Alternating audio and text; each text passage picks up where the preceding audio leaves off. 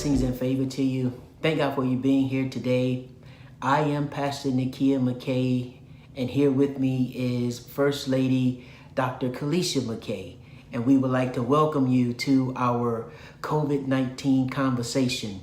Will you please do me a favor? Please share this page, start a watch party, invite your family and friends, tell them to tune in just for a few minutes as we have a conversation about COVID-19, the pandemic that's going around that has affected so many people in so many ways.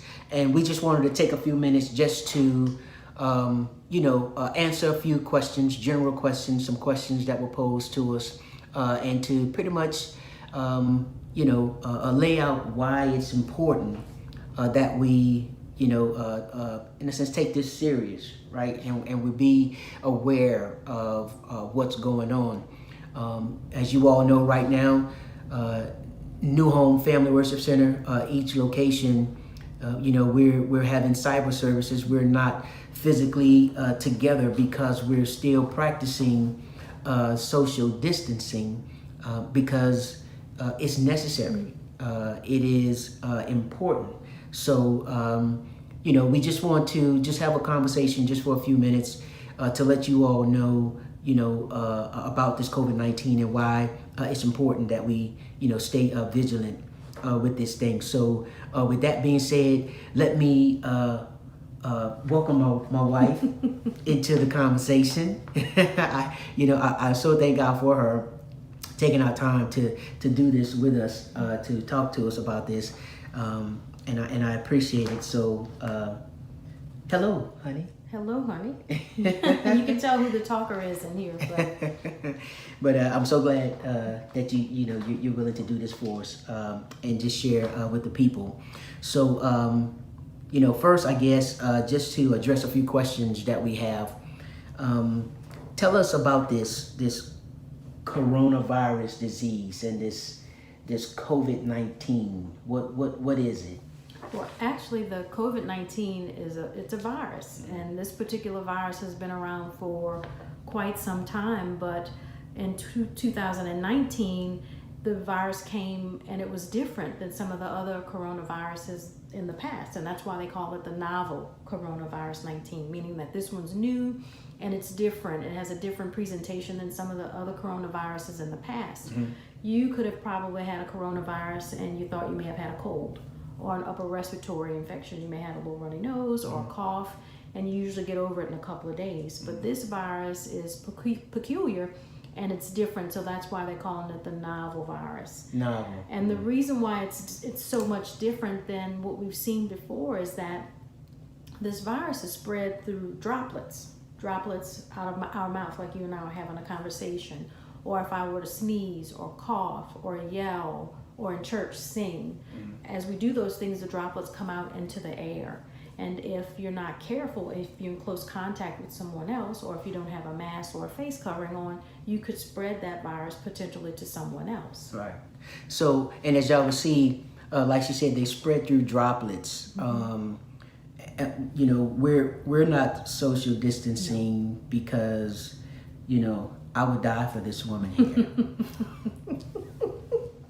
But we're not social distancing because we're in the same household, we're family. But as she mentioned, it's important that we think about this, especially in churches, in the ministry, where people are close, in close proximity. You have people singing, you have people praising, and the droplets, they can travel, like how far do you think they can? Well, technically the CDC is saying 6 feet, but I've seen some projects that some people have done where the droplets can go as far as 9, sometimes 12 feet.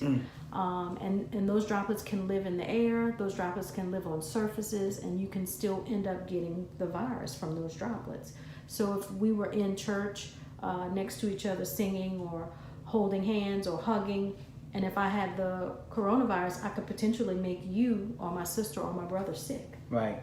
And with those droplets are very, very tiny. Right, we can't see them. You can't even see them. And they can blow through the air, just through the system that's going, right? Right. So, wow. And, you said something too, and I've heard a lot of people say, well, the coronavirus, it's been here for a long time, it's been around. And we've seen where on some of the disinfectants things where it said it kills coronavirus and things of that nature.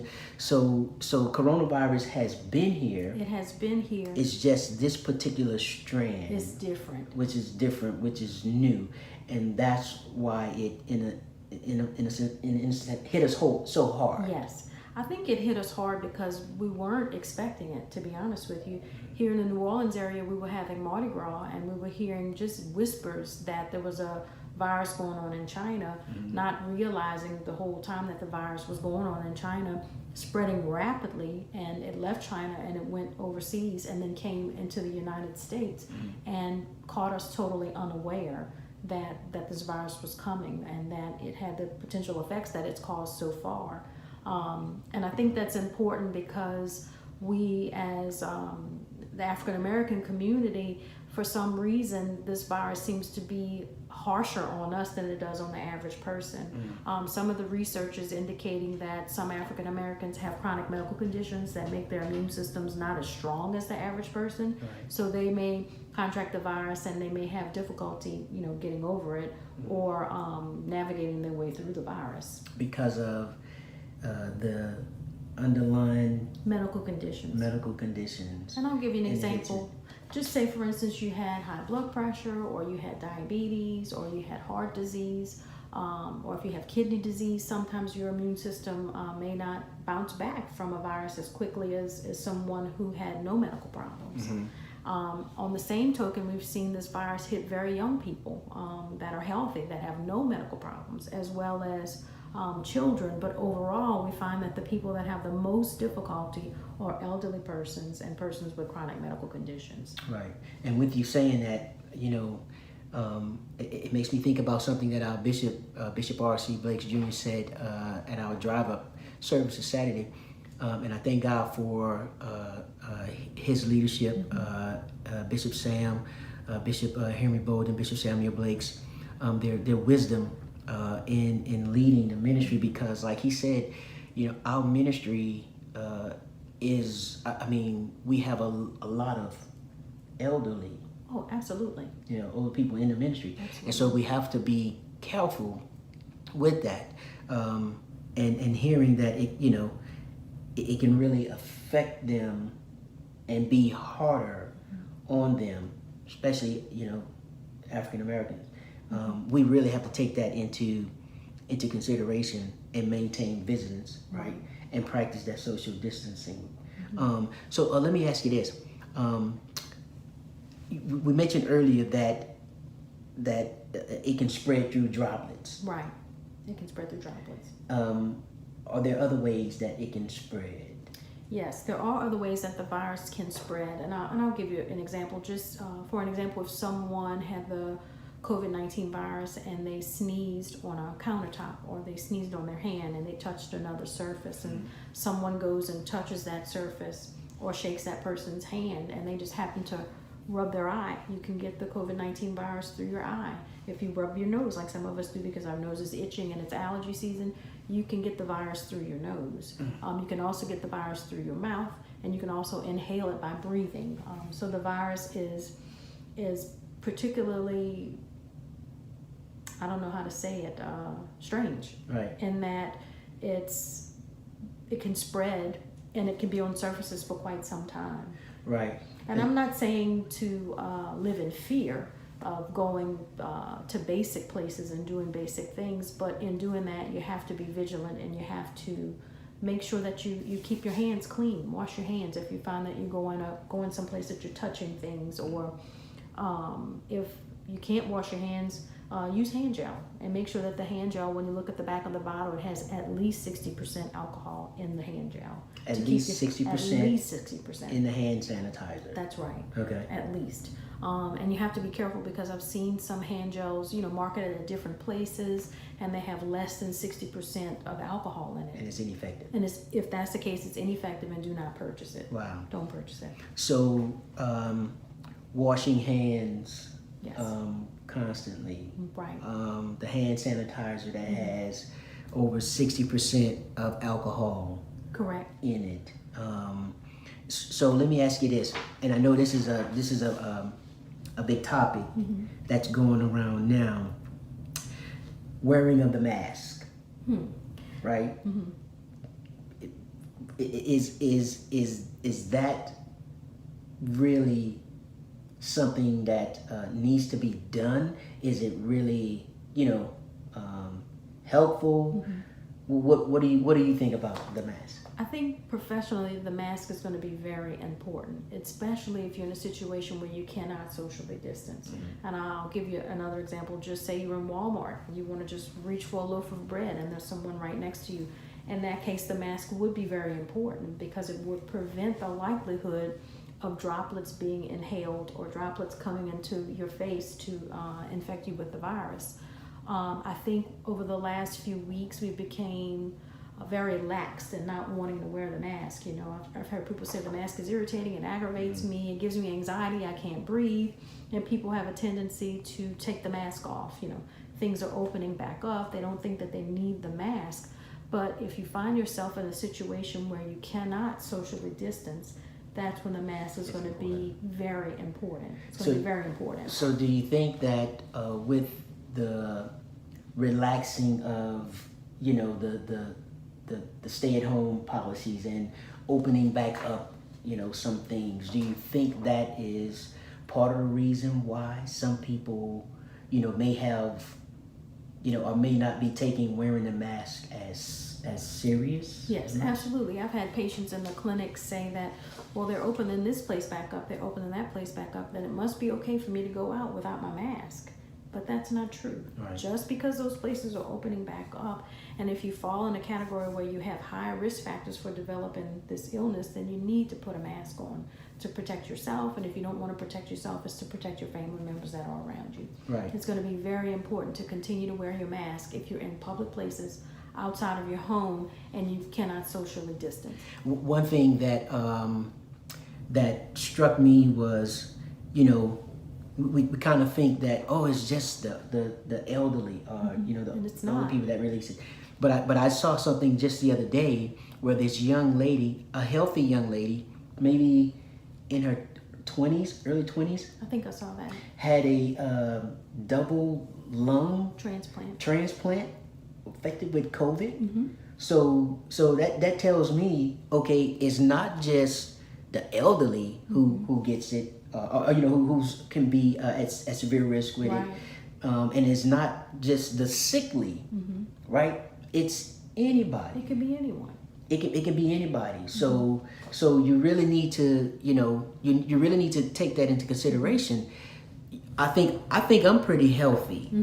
I think I exercise, work out. I'm okay.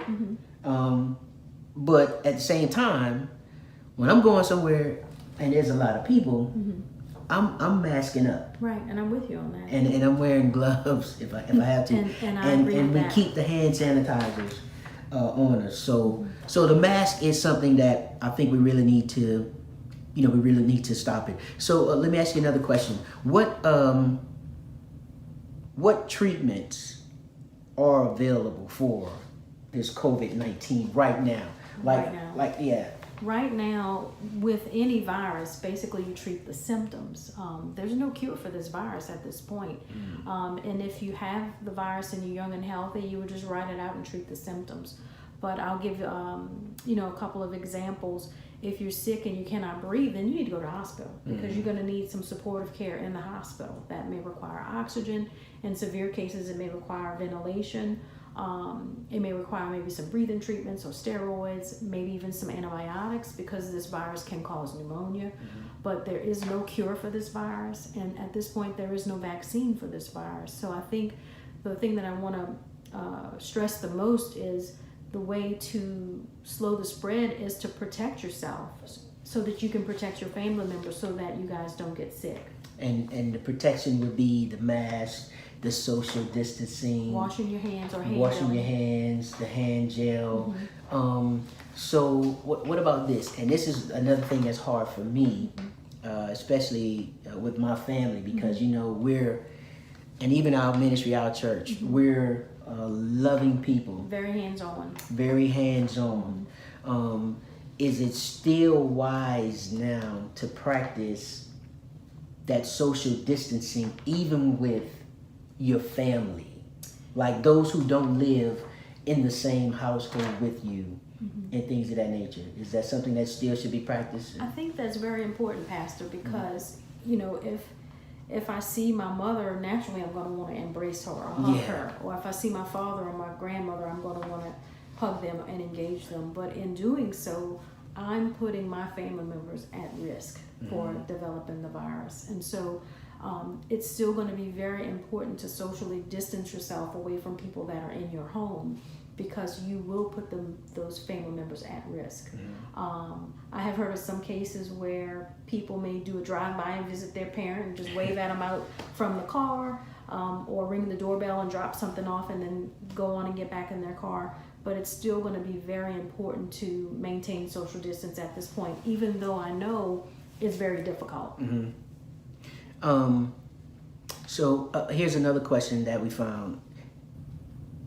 Drinking hot liquids and hot showers, is that a myth to preventing COVID-19? That is absolutely a myth. I drink so much hot tea and hot coffee and lemon water and all of those things, but that will not prevent you from getting the coronavirus. Right.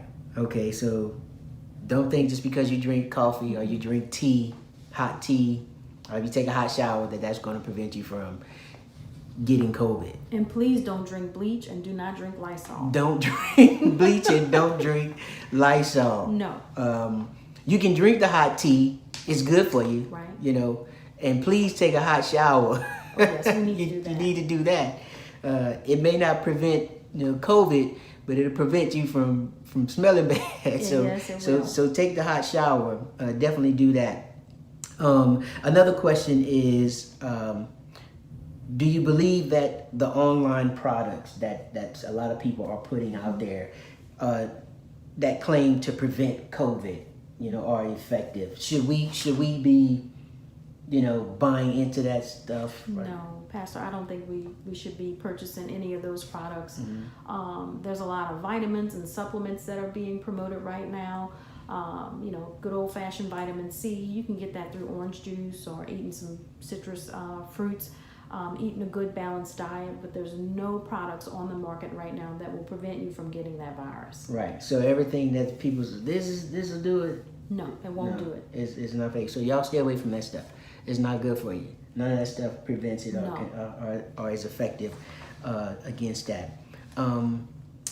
We have a question that says, if I suffer from heart disease and other chronic illnesses, does that, it puts me at risk of getting COVID? Is there anything that I should be doing, like, myself, just for that? Right. And I know earlier you talked about how having those underlying, medical conditions put in the book. Is there anything they can do to kind of like help prevent that stuff? The best thing for persons with chronic medical conditions to do is stay home if you can. Stay home as much as you can, but if there's an instance where you cannot stay home, you want to limit your exposure to being away from your home. And in that time, you want to make sure that you wear a mask. If you go in some place that you're touching a lot of things, you may want to consider wearing gloves or using hand gel or washing your hands as soon as you're able to leave the place.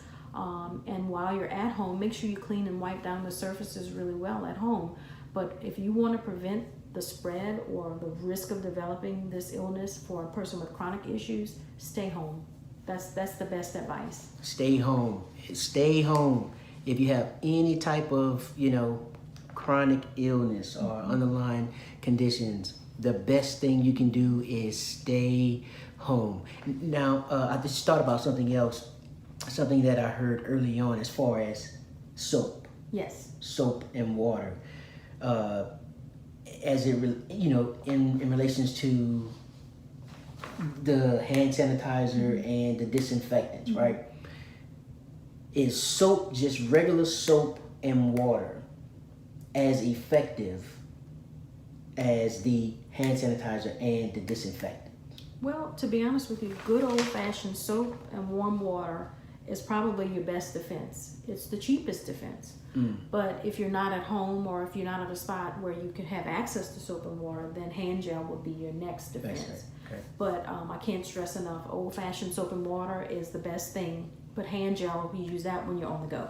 So the soap and water, can you even, like if you don't have anything like the Clorox wipes to wipe down the counter and you want to wipe something down, can you take a towel, right, and some soap and water, some warm water, hot water, and like wipe things down? Yes, you can. And that would disinfect some stuff. Or you can do that with soap and water, add a little bit of bleach, just good old-fashioned bleach that you use to put in your laundry.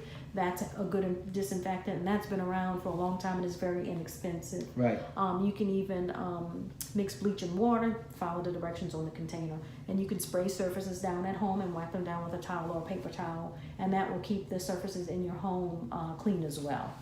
Okay, let me ask you something else. What about vinegar?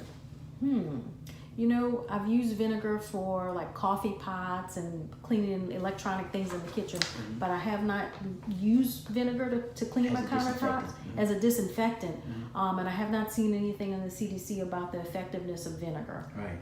But I will say vinegar is probably better than nothing if that's all you have. Right. Okay. Okay. So good old-fashioned soap and water is good.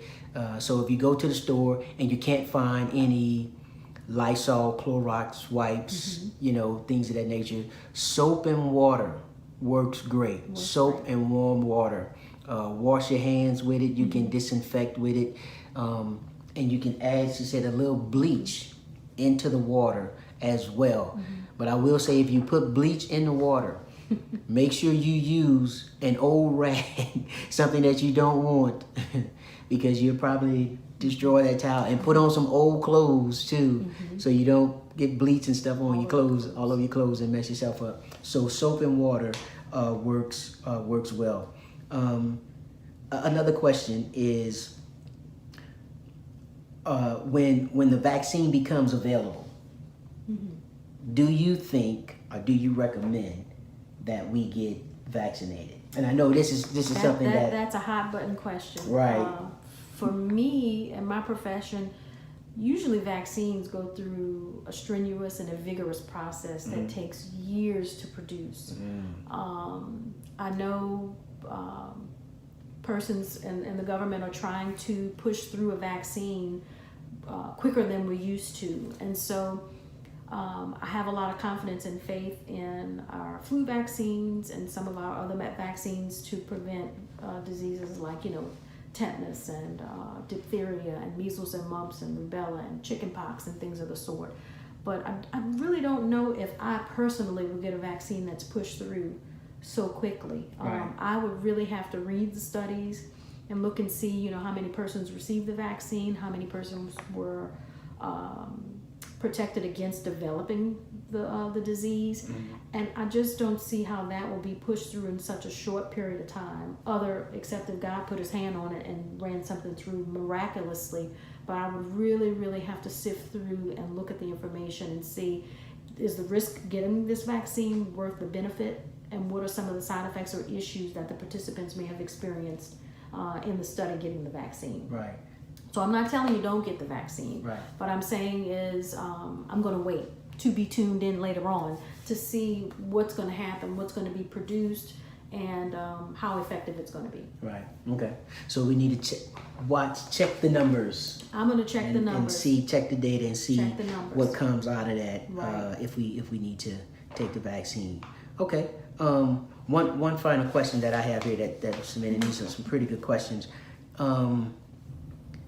We heard where before they were saying children at one point were not Correct.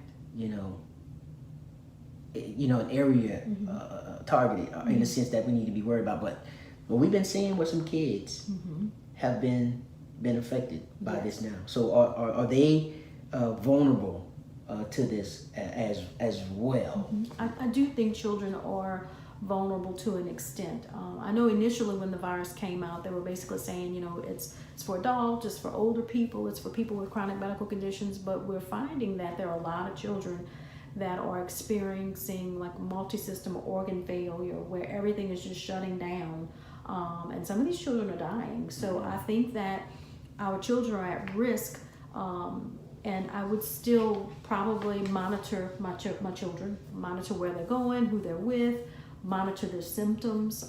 If your child has a suspicious rash, has a fever, or complaining of belly pain or abdominal pain, joint aches or body aches, you may want to get your child checked out. Don't just gloss over it, that there are some children getting sick, with this. And initially they were saying they didn't think that young adults were at risk for getting the infections, but we're seeing now more and more young adults are being exposed to the virus and getting the virus because they are not socially distancing.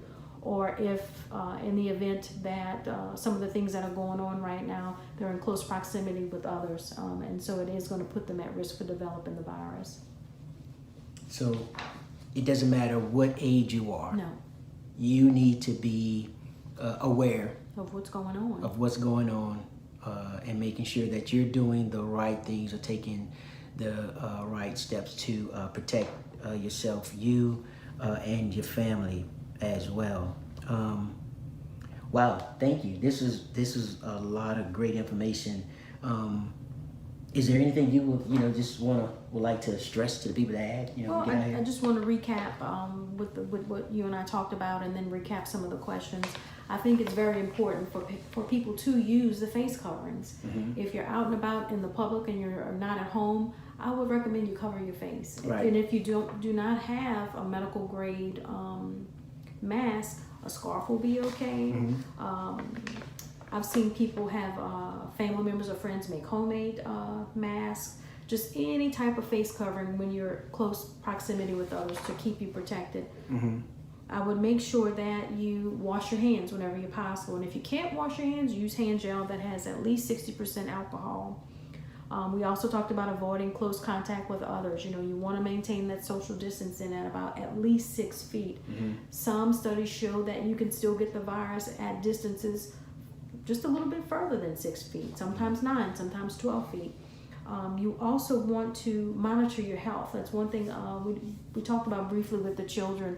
I've been telling patients and people that I've been coming in contact, monitor your health. If you feel like, I'm not feeling well, mm-hmm. if you're feeling weak, you're having some dizziness, you're running a fever and you cannot explain why, or if you have a cough, you're short of breath. We've even heard of some patients with diarrhea, some patients with vomiting, some patients with no symptoms at all. I've had some people with just headache and sinus congestion. So it just really, really depends. Monitor your health. If you notice something that's different than your normal baseline, what you normally experience, you may want to have a conversation or talk with your healthcare provider. So definitely monitor your health. And if you don't feel well, you're running a fever, call your healthcare provider. Right. So monitor your health. Monitor your health. If there's something that seems off, or you don't feel yourself, you don't feel, like you normally would, definitely get yourself checked out. That's right. Yeah, get yourself checked out. So, listen, thank you so much for sharing this information with us. And I pray you guys, were blessed by this. I pray there's something that was said, right, that may be a blessing to you, may, be able to help you or give you a little insight to what's going on with this COVID-19. So, from the medical standpoint, there are things that we can do naturally ourselves to protect ourselves, to make sure that we're doing good. But I will say this, spiritually, know that you're covered by the blood of Jesus. Absolutely. Know that God has you covered by the blood of Jesus, and that no weapon formed against you shall prosper. No weapon that is formed against you shall prosper. Stay faithful, stay prayerful, no matter what. And know that, as my Bishop R.C. Blakes Jr. says, we are coming out of this. Yes, and we're coming out better than we went in, stronger than we were in before. Amen. Amen. So thank you so much for joining us for our COVID-19 conversation. I pray you were blessed by this, and I pray God's blessing and favor be upon your life. Amen. Amen. God bless y'all. Y'all have a blessed evening. We'll see y'all soon. Be safe. Be safe.